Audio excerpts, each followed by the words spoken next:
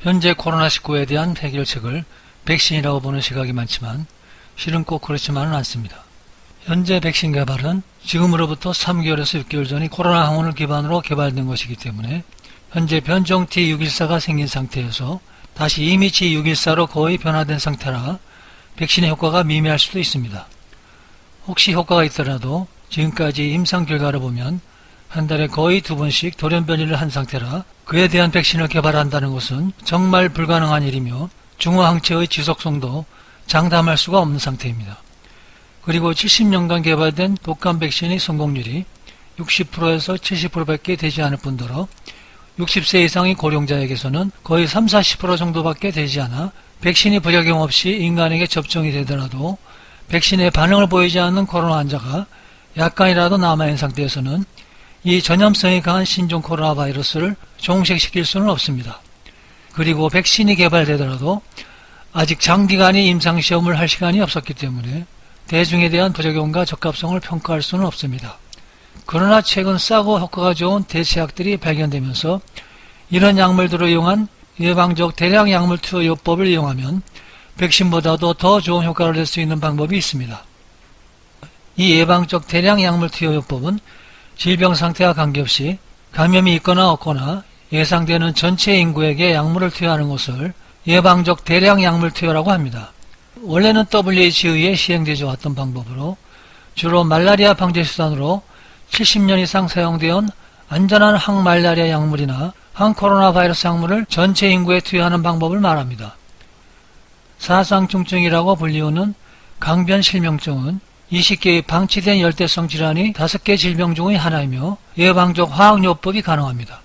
나머지 4개는 림프성 필라리아증, 쥐혈흡충증, 장기생충 및 눈을 멀게 하는 트라코마 등입니다.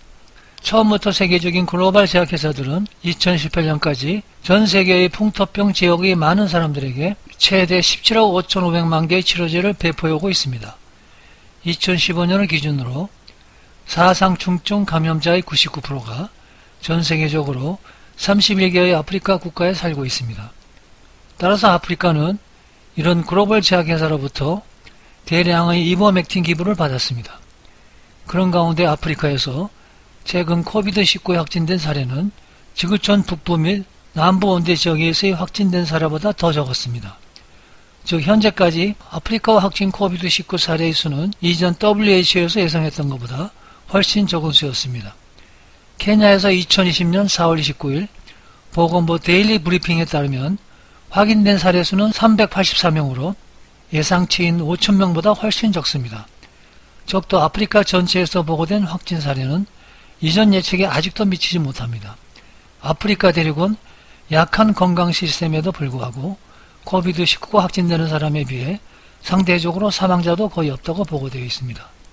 초기 예측에서 관찰된 편차는 상대적으로 제한된 글로벌 여행, 코비드19 사례의 늦은 전파, 제한된 테스트 수준, 의무적인 결핵 예방 접종의 높은 적용 범위, 주요 지역의 기후를 포함한 다양한 요인을 계산해 예측한 것이라 코비드19 감염이 앞으로 몇 주 동안에 대륙에 어떻게 퍼질지 불분명하기 때문에 확고한 결론을 내리는 것은 이르지만 소외된 열대성 질병에 대한 예방화학요법이 사스코비2에 미치는 영향을 무시할 수는 없다는 것입니다.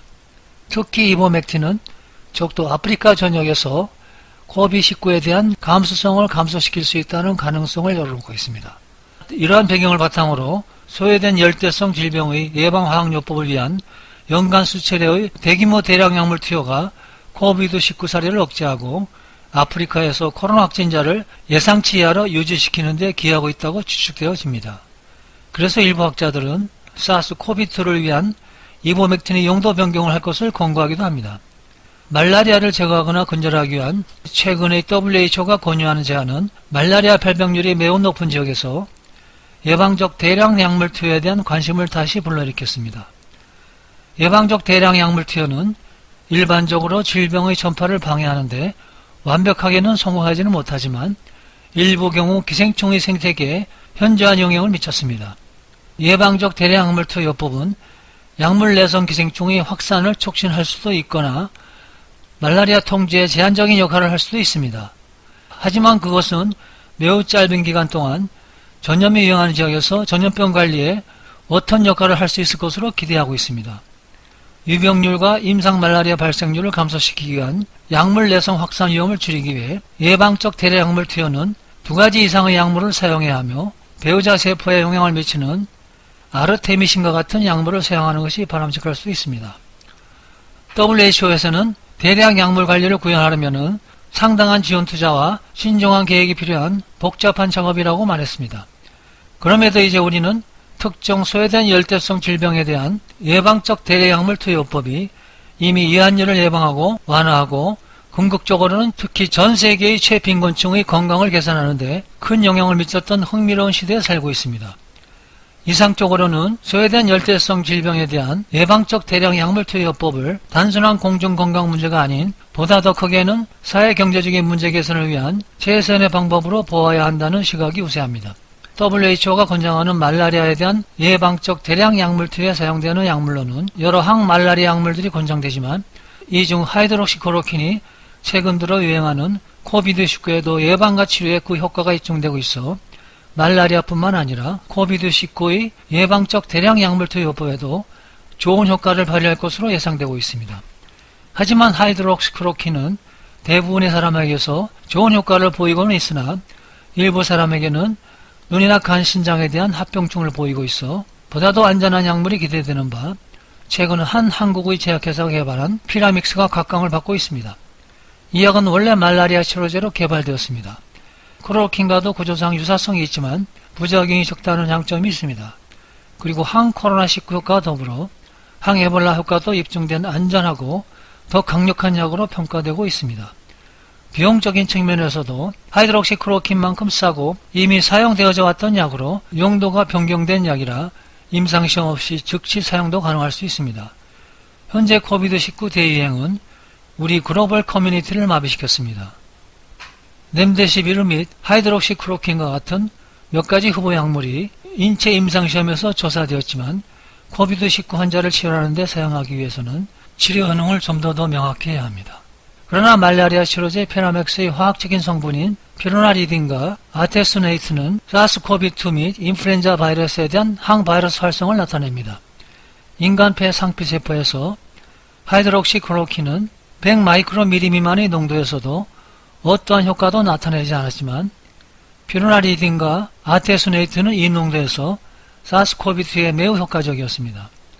반면 바이러스 성장역학에서 피로나리딘과 아테수네이트 모두 인간폐 상피세포에서 사스코비2 및 계절성 인플루엔자 A 바이러스의 성장을 억제했습니다. 종합하면 우리는 아테수네이트와 피로나리딘이 다가오는 겨울철에 함께 선언할 수 있는 코비드19 및 인플루엔자 환자에게 사용하기에 효과적인 약 후보가 될 수 있습니다. 그러므로 이 약을 사용한 예방적 대량 약물 투여법은 코로나19 종식을 위한 시발점이 될 가능성이 있습니다.